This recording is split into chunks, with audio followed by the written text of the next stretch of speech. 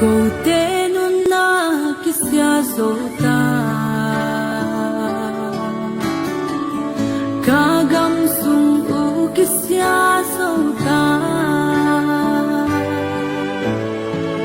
siat nan tui lian bangin hon tu to pa o hong dam sa in o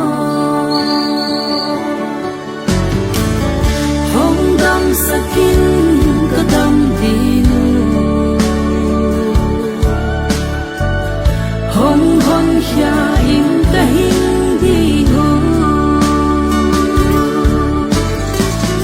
bangdang hikay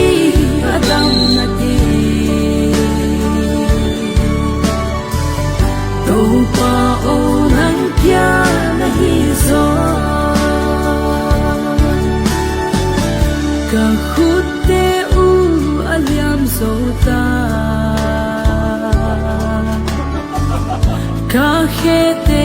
u aliam zota hong tuam damin kadam dinu hong longin nadam nan putim sakin kadam dinu hong hong hya im kahin dinu bangdang hikay adam nati to pa o nang kya nahizo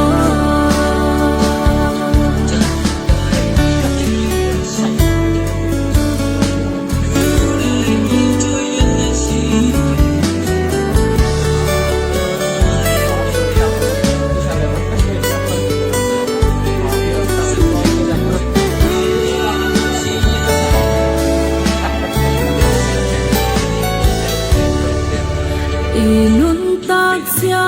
pinay sumi mantad na huksong ikyag ma